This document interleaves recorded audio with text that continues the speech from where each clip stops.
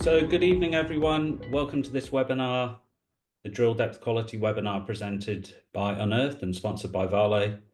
Appreciate everyone taking the time to connect with us this evening or whatever time it is with you around the globe.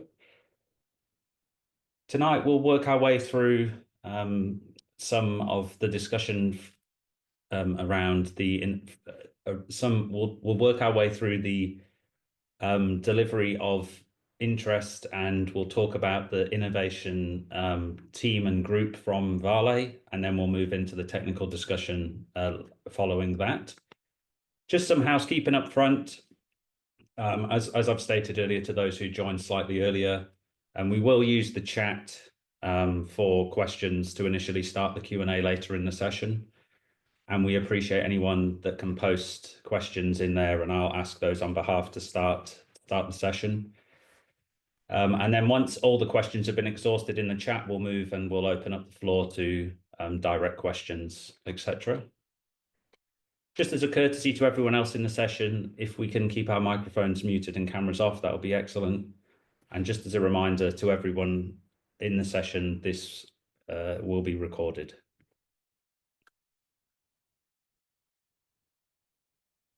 So just a quick overview of what we're going to cover this evening. First up, we'll cover and introduce the team. So that will be the innovation team from Vale and also the technical team.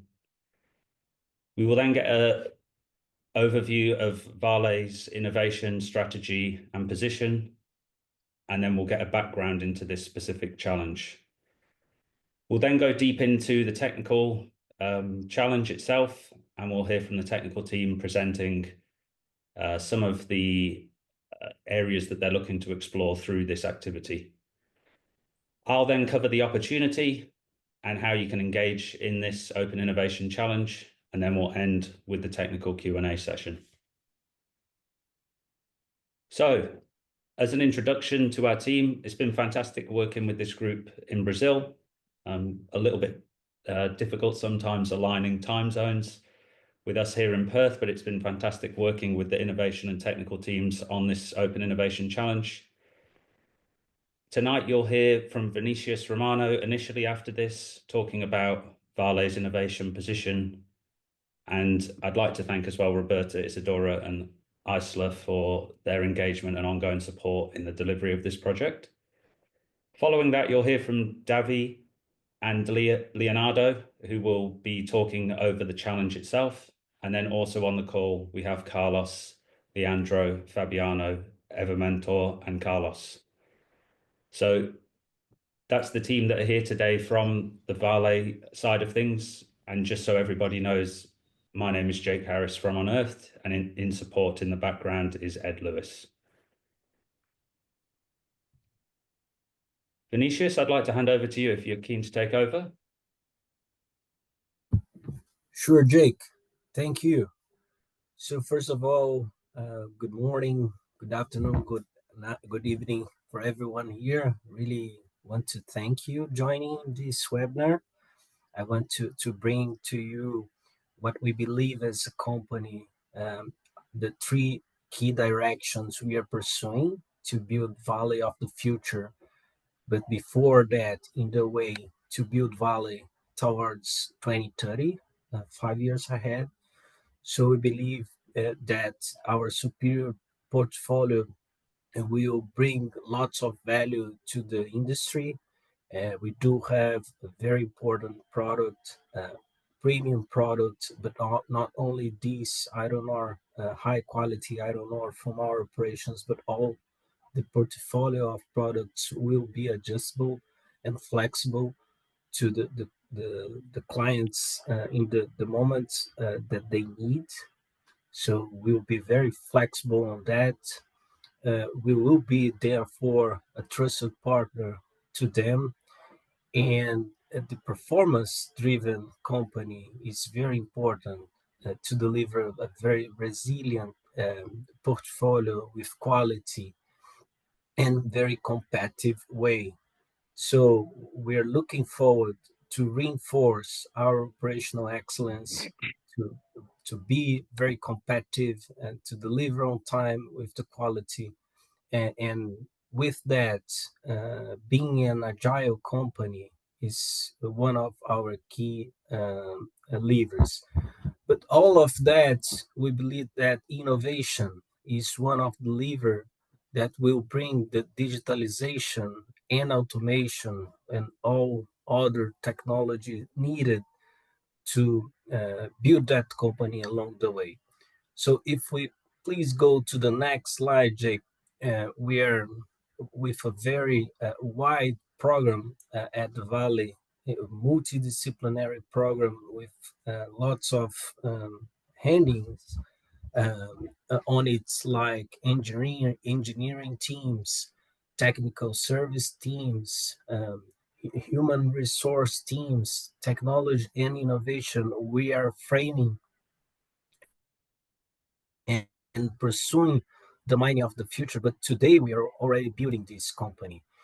And with that, there are five key directions that we are pursuing. One is the intelligent operations, really to bring all this data, information, and being able to adjust and deliver the product with very competitive way. We are also building the zero carbon, the neutral carbon, the zero waste as a vision for us.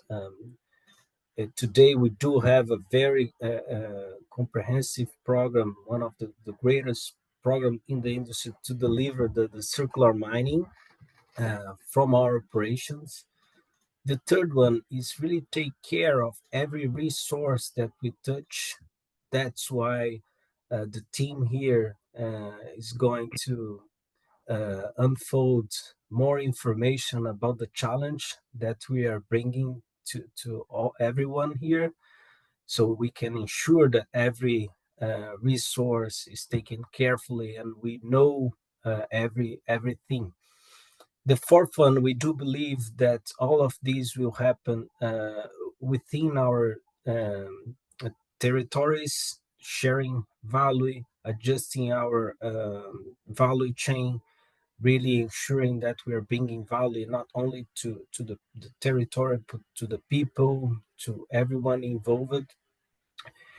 And last, we do believe on people, that people will be the driving force to build this mining of the future, this company of the future. So we have a strong eyes on what is needed to bring to build this workforce of the future from today. And to deliver on this, as I said, innovation is one of the levers. In the next slide, please, Jake. We are very intentional on bringing the challenge that we face along the way to the community, to the world. And the intentional movements here are really to position ourselves in geographies that are very strategic in terms of mining and innovation. So you can see across the globe the set of geographies that we are really advancing and progressing to establishing the connections, to really foster the open innovation, to work together in collaboration. And that's why we are here today with Unearthed, because we do believe that they are the key partners here with us to tackle this challenge. And I'm really thankful for the partnership and for bringing every one of us together here to address that. So with that, I will hand over to Davi and Leonardo so they can go and describe more about the challenge. Thank you, Jake.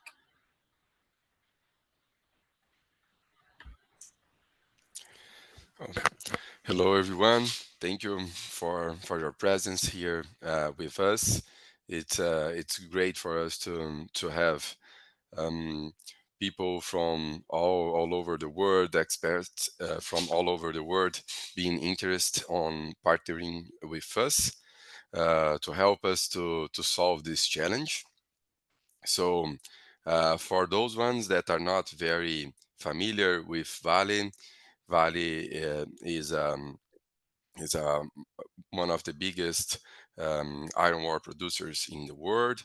It's a mining company that is originally from Brazil and that is around the globe nowadays, producing more than 300 million tons of iron ore annually. So the challenge that we are going to present is related to almost all of our operations. Is something that is not directly connected with one single operation. This is why we have chosen such challenge, because it is something that unlocks value for the whole company and not for just a single mine site. As I have mentioned before, we are large producers of iron ore, and the iron ore in Brazil has a very particular characteristic that the deposits of iron ore in Brazil are very heterogeneous. We have from very soft rock to very hard rock. And those types of rock, they need to be blasted together. And this is a big challenge for the activity of drilling and blasting. Uh, and this is the main cause of the challenge that we are bringing here. The differences of um, rock competency that we have causes basically um, the loss of hole depth after being drilled, and those short holes bring a lot of pain to the activities after the blasting, because we have basically hard holes, very heterogeneous fragmentation, big boulders, and consequently affecting the productivity of the mine. So this is something that is very common to basically almost all iron ore mines in Brazil because of the characteristic of the deposit. And basically all the conventional solutions from the market we have already tried, and they didn't bring us the solution that we believe would be the optimal. They do have good effects. They helped us to improve a little bit, but we are still far from what we consider that is the optimal solution. So, for example, drilling additives to the water had already been tried, and the holes became somehow a little bit more stable, but not to the level that we need. We have also tried hole liners that also brought some advance, but it's still not sufficient. And even the assessment of drilling parameters has proven to bring improvements, but we didn't reach at least a level that generates the holes with the stability that we are looking for. So we found it a good challenge to bring through Unearthed, exactly because we don't have the solution in mind, or we even don't have the type of solution that we believe that would be the solution that we are looking for. So we are here basically asking for the wider drilling and blasting community to help us to find it, to solve this challenge, and to bring our operations to a new level.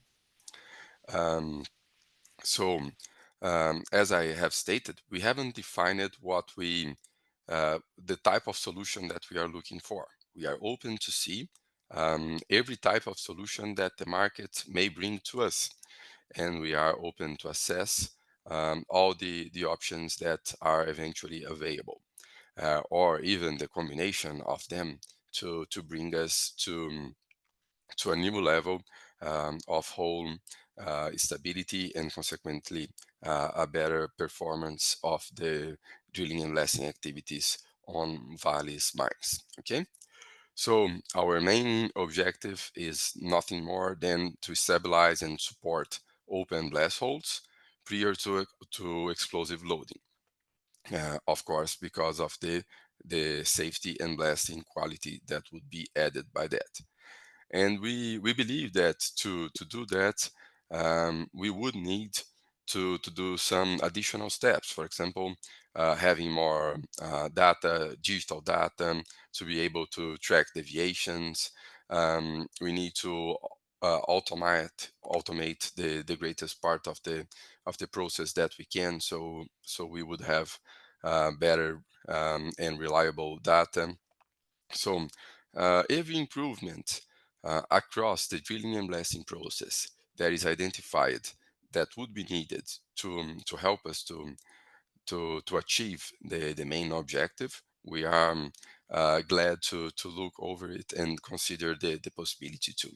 Okay, so thank you very much. I think I have shared the most important parts of the challenge that I believe, and we are open to answer the questions in the end of the session.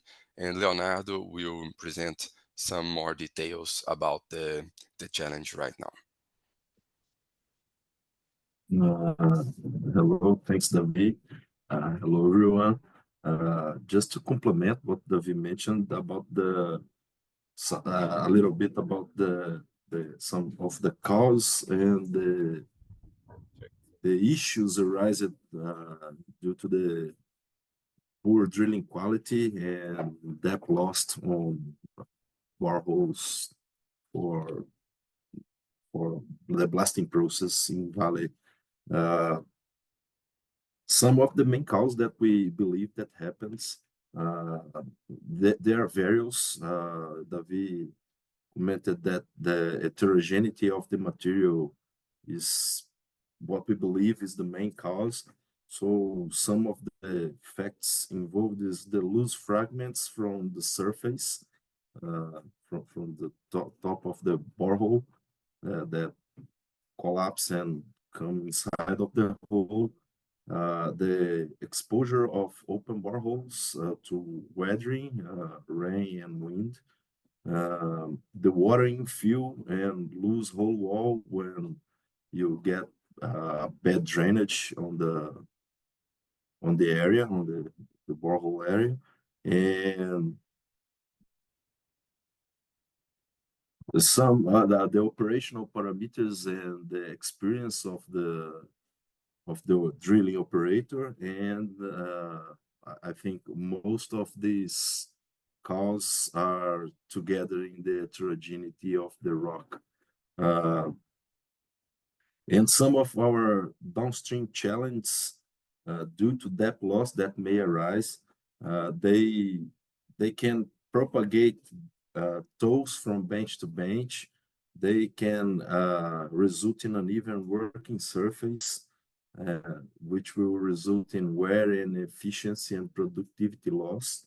It may also require rework that its cost, and it may represent a safety challenge, and also it may result in handling oversized material to the plant. So that's why we're looking for a solution to correct this issue and to increase our maturity and quality of drill and blast operations. Well, no, I guess Jake is coming back now, right?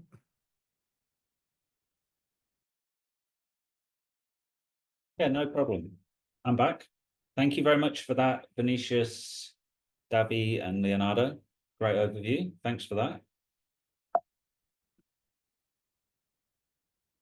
In terms of moving on from the challenge and the overview of the innovation team at Vale, I just wanted to talk about the opportunity. So by engaging in an open innovation challenge like this with Vale, it opens up a number of possibilities for future engagement depending upon your level of development. So with an open innovation challenge, there is an opportunity to support concepts that are at various stages of the technology readiness level and support them through to full pilots and commercialization.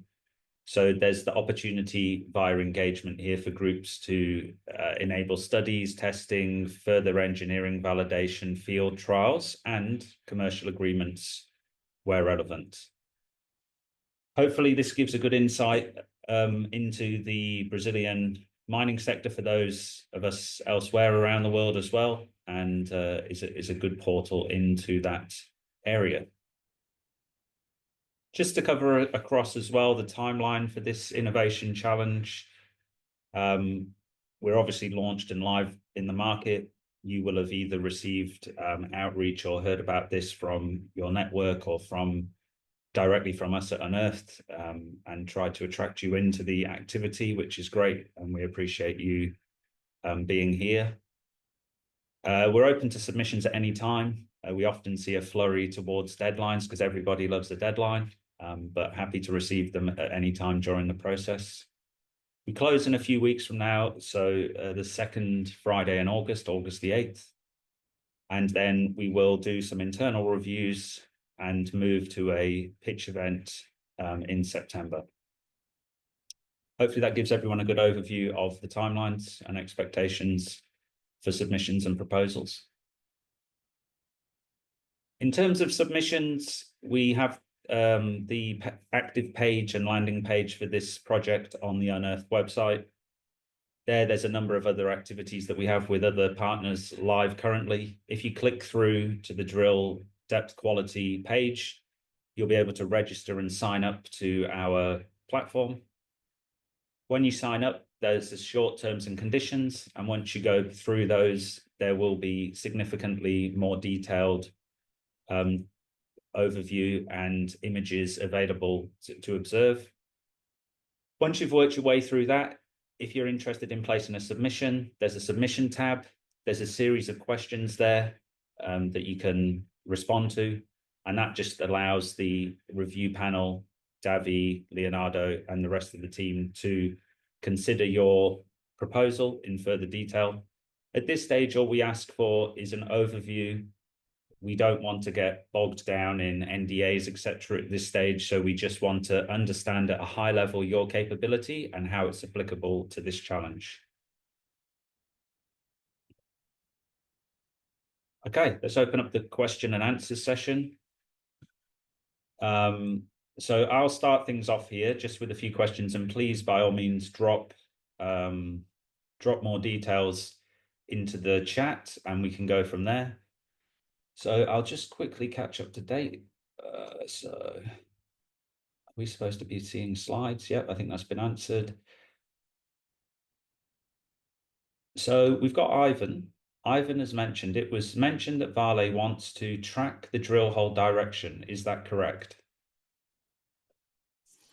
Yes, it's correct. The direction of the drill holes is already tracked in most of our operations, but in some cases we still have drill rigs that do not have the onboard drilling systems, and on those cases we don't have the whole track.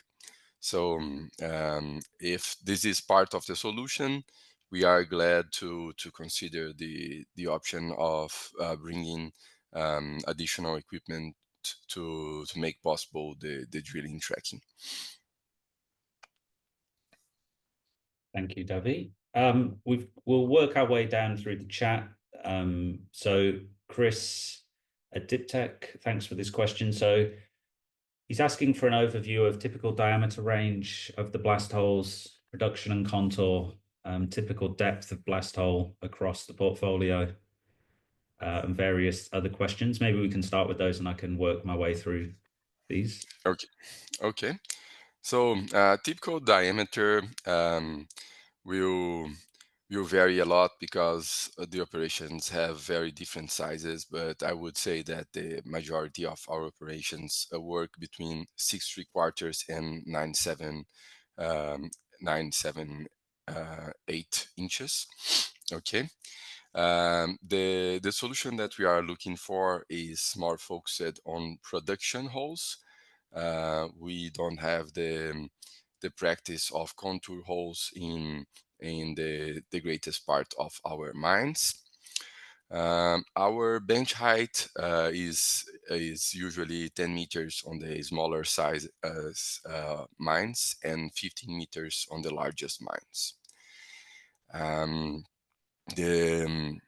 The greatest part of our mines work with rotary drilling, but we still have DTH machines, but basically they are being replaced through the time by larger rotary drills.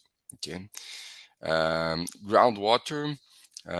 This is something different, hard to present on a single number, because we have a very different behavior between the rain season and the dry season, and the reality of the mines in the north is very different from the mines in the southeast of Brazil.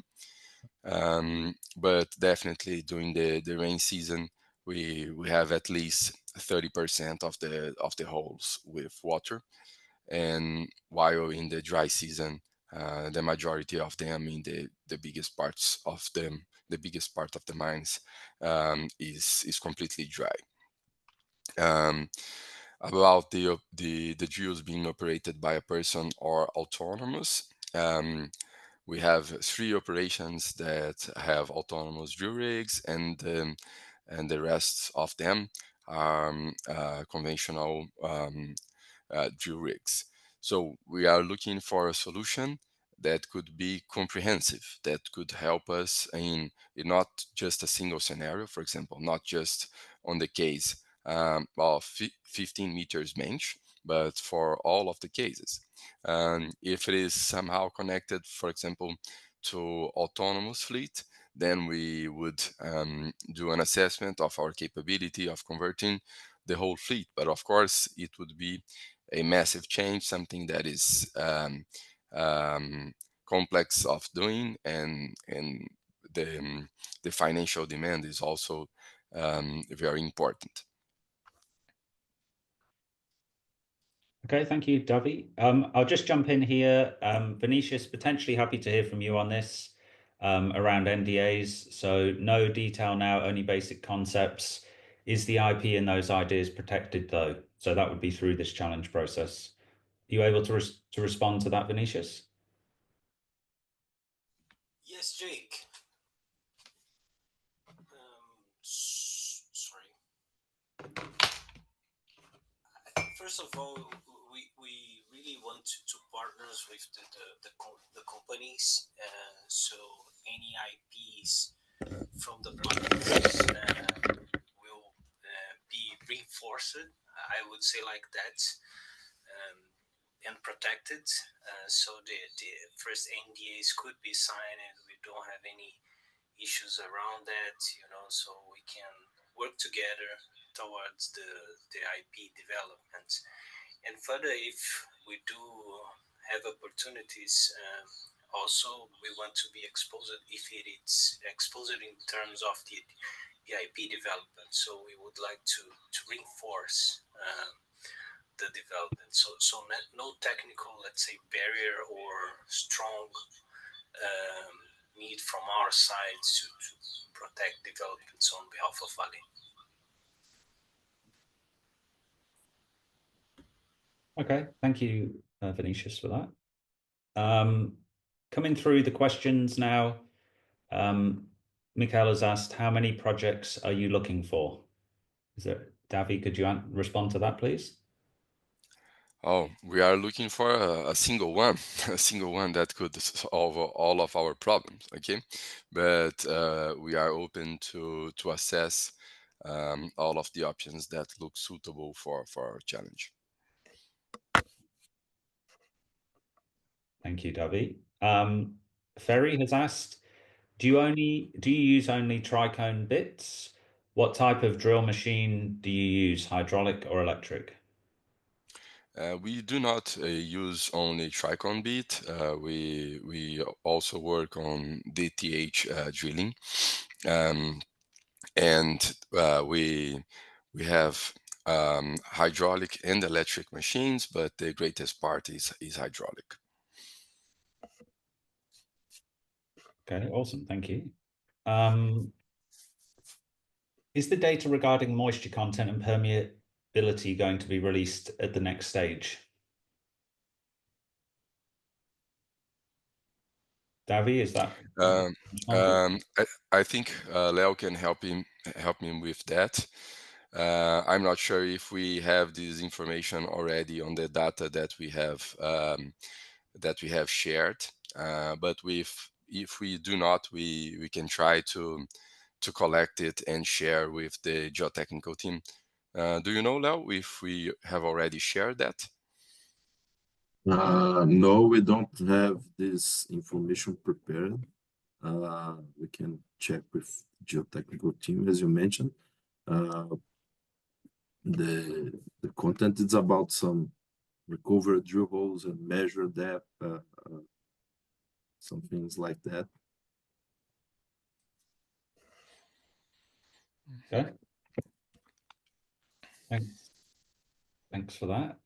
In terms of the next question, Nick from Advanced Nav, what access will participants have to the challenge results? How much ownership will we have on the published results? And what are the next steps following on submissions and evaluation? I mean, I'm happy to jump in there. Vinicius, I don't know if you want to jump in. I'm happy to cover that if you like. You can go ahead, Jake. Okay, yeah, I'll respond to that. So in terms of challenge results, so with this particular one, I know that the Vale team want to move after initial screening through to a pitch event. So there'll be a pitch event organized between the screened and selected groups that will move forward into that event. The design of that is yet to be determined at this stage. And if groups are concerned around sharing with peers, etc., we can design that so it's conducted in isolation, where you present exclusively to the Vale team rather than collectively in the round. How much ownership will we have over the published results? So in terms of published results, it's entirely up to the arrangement between Vale and the selected groups as to whether results are published into the public domain. We generally like to publish once we are in a position to do so, because it really verifies that it's a real opportunity and that groups are moving forward within these programs. And in terms of what are the next steps following submissions and evaluations, so with this, myself and the technical team on this call, once the submission deadline is reached, we will collate all of the submissions and we will conduct an initial review session. Everyone who submits into this challenge will receive technical feedback, whether that's positive or negative, to move to the next stage. And the reason that we do this is that we hope to help people, or hope to allow people to understand, from a technical perspective, or if they haven't been selected or if they have been successful, why they are moving forward in the process. So I hope that gives an overview of that next part of the process. Happy if there's other questions to field them later in the chat. So Stefan asks, what has Vale tested over the years in this domain? What are the major roadblocks the Vale team has faced during these efforts? How does Vale aim to test and approve projects in a real operation? Okay, so we have tested basically two types of solutions. The drilling additives to the water used during the drilling, that brought some advance, but the results are not enough. This is why we haven't followed with the solution so far. Some of operations are still using, but they don't bring the results that we are looking for. And the other one is basically plastic liners to the drill holes. It's basically the same case of the water additives. They work somehow. They brought benefits, but we are still far from the level of accuracy that we need. So those were not stopped to be used inside Vale.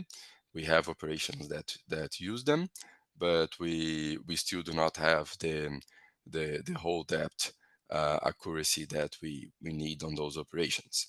Okay, so our way to test and approve the projects would be basically implementing the solution for a period of time and monitoring the results through this period to check if we are achieving the aimed accuracy of holes depth that we are looking for. Just to complement, Davi, we also tested the protection of borehole collar as well. So same as others, it has some effectiveness. It contributes to increase quality, but is not a major effect on it.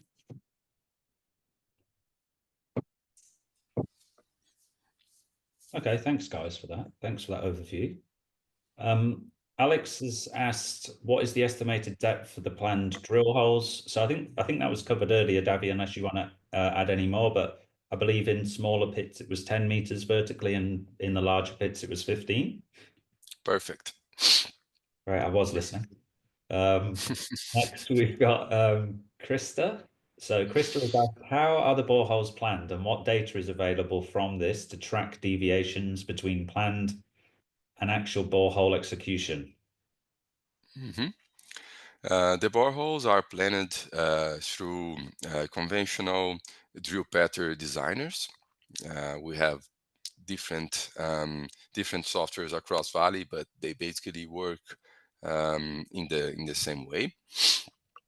And to track deviations between planned and actual in real time, we have the onboard systems of the drilling equipment that we also have different suppliers, but those are basically the largest suppliers of the market.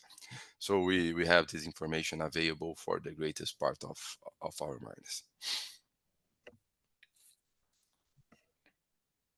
Okay, thanks, Davi. I know Xavier here has been responded to by Ed, so thanks, Ed, for jumping in and responding there. Krista has another question here. Is the distribution of the material hard to soft whilst being drilled known at the specific sites? Yes, it is known. Of course, the granularity level of this information comes from the block models, so it's different from what we can identify through the drilling for blast holes. But we have an estimate of that before designing every drilling pattern. Okay, thanks, Davi. Francisco has asked, what about sleeping blasts? Is this a common practice? So maybe for those on the call, Davi, if you could just give an overview. As an ex-surveyor, I understand that terminology, but maybe it doesn't make sense for those maybe external to the mining sector. Okay. Yeah, basically, sleeping blasts is when you charge a blasting plan days in advance before the day of the blast. So the shot will be charged during some days. This is why we call sleeping blasts. But it is a common practice. Basically, all of our mines do that. Okay, awesome. And a good additional question close to that from Chris at DipTech is, how long are production holes typically open for? Days, weeks, months, years? Question mark. Days, basically days. Yeah. So Francisco's trying to dial into the data here. So it'd be, if available, please let us know, Davi. But what is the current stats for collapsed blast holes? The ones you're not able to load with explosives at the end of the day? Question mark.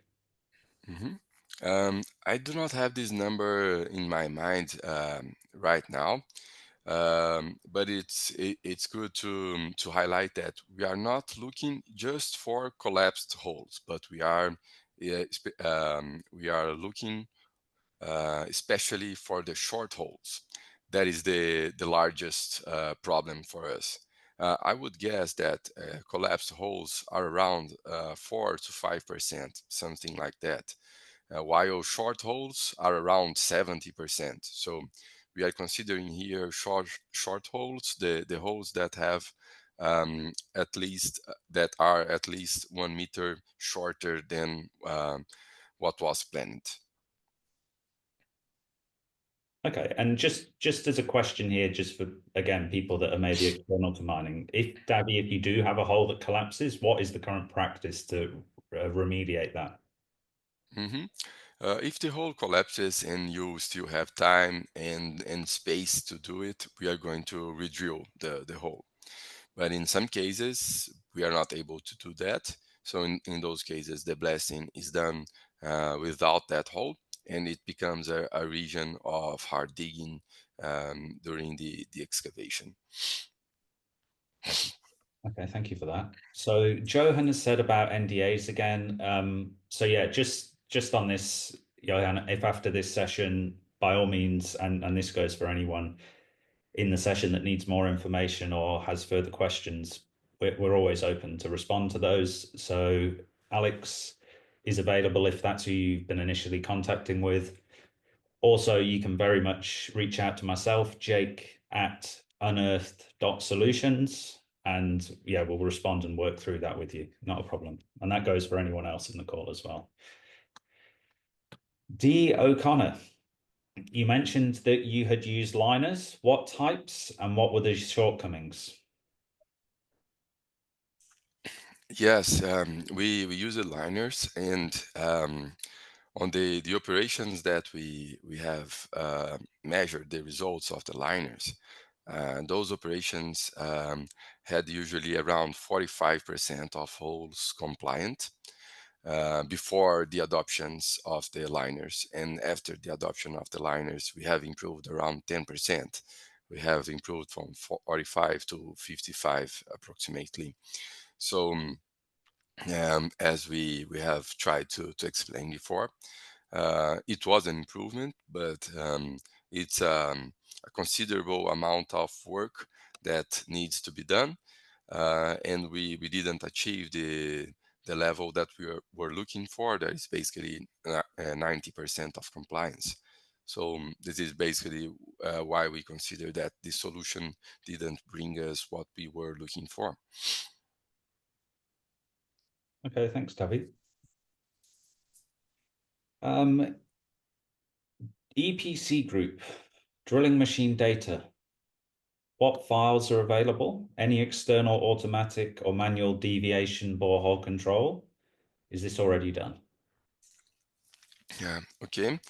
So we do have measure while drilling systems in some of our mines. I would say in the smallest part, but already representative. We have 4 mine sites with MWD, and basically those systems are capable of doing the control of deviation, and we do not use any other system on the mine sites that do not have MWD. Thank you for that. So with Callum's question here, he says, what is the desired required tolerance of the drill depth of 10 or 15 meters? What is currently being achieved? Currently, we consider that the tolerance is 1 meter for both cases. Okay, and we are basically around 50% of the holes inside the tolerance levels. Okay. Okay, Francisco has asked, can you repeat the diameters in millimeters, please? So just as well for everyone's knowledge, there's extensive details if you're yet to sign up to the challenge in that we've shared there. So once you go through the terms and conditions, a lot of this is covered there as well as additional images. But happy for you to jump in, Davy. Okay, from 170 to 250.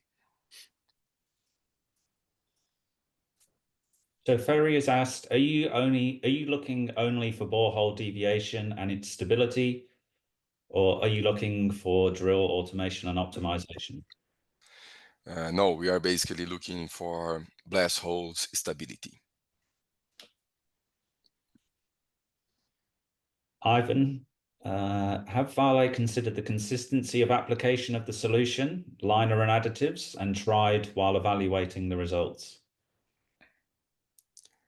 Yes, basically those were the tests that we were capable of doing so far, and especially the additives were used in more than one operation, and of course this type of data is not very simple of keeping track, so we cannot ensure that, for example, 100% of the holes were drilled while using additives. Uh, um, but we could use it through a longer period of time. We are talking about trials of months, and no difference in the behavior, in the general behavior was observed. Okay, thank you for that. Hamed has asked, roughly how many blast hole drill rigs are currently in your fleet? And then beyond that, he says, what percentage of them are rotary versus DTH approximately? Okay. Um, we I would guess that we have around 60 to 70 drill rigs across Vale, something like that. And I would say that a little bit more than 50% is rotary. Okay, thanks for that. Francisco has said, can we have a little bit more detailed information about actual drill and blast design configurations? So I don't know if Francisco's asking about burden and spacing as a general overview on that across the operations, if there's any consistent level there or consistency. Um, of course, we can share that. I think it's a matter of defining well which information they need, and we can share. I will not try to mention numbers here because they will change a lot, and I think wouldn't bring so much value to the presentation right now. But any type of information that they need like that, feel free to ask, and we can provide. Okay, awesome. Thank you. So Stefan has asked the question, can you say again, what is the percentage of short holes and collapsed holes? Are you Okay. looking for a solution that can prevent short holes or a solution that can identify short holes so that Vale can act on it timely? Mhm. Um, we have around 50% of our holes short, and collapsed holes are around 4 to 5%. Um, we are looking for a solution that can prevent short holes more than a solution to identify short holes, because we are able to identify them. In many cases, we do have teams doing measurements after the drilling finished in a good part of our operations. But the problem is that coming back with a drill rig is always a challenge. It's always a loss of time. So this is something that we are trying to avoid if we can. Okay, thank you. Francisco has asked, what is your standard sub drill? 10% of bench height, question mark. Something like that. It's not a standard across the group, but we can consider that sub drilling is basically 10% of bench height or 1 meter in most of the cases. Okay, awesome. So that brings us to the end of the chat questions. It's always an interesting move now, opening up the floor. Is there anyone that would like to come through and ask a question directly, just bearing in mind that we have, let's say, 5 minutes. So let's open the floor for 2 questions if there are any coming forward. I'll happily let anybody jump in now, unmute yourself and ask a question directly.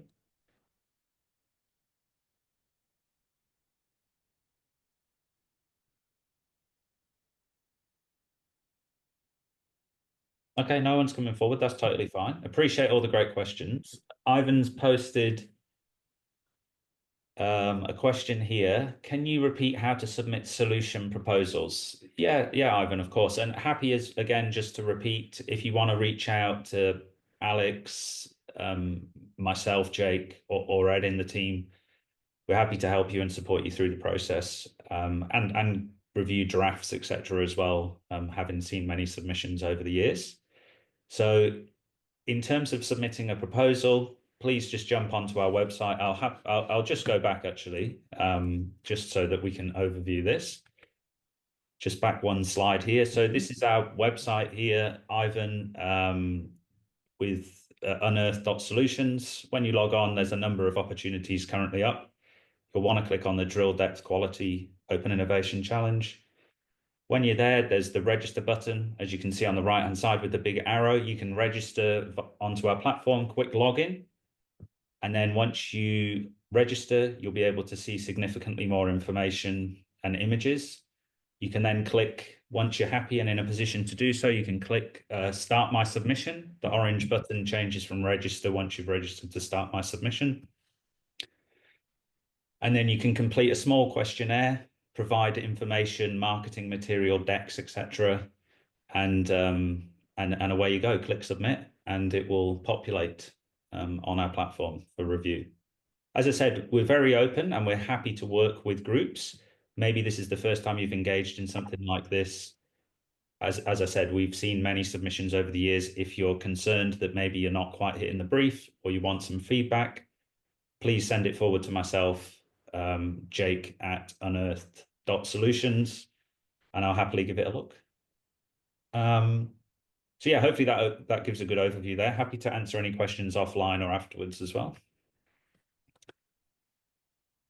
So we've got time for one more question, I think, and then we'll wrap things up here, if that's okay with everyone. So I think the next one, Omar has asked, is the recording of the webinar accessible? Yeah, it should be, yeah.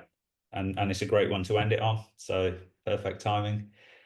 So the webinar will be available, or yeah, we'll clear it with the team and make sure that everyone's happy that it's released. It will only be available to those that are engaged in the room. So it's once you've signed up to the terms and conditions, it will then be hosted in that section that is behind that registration link, in effect.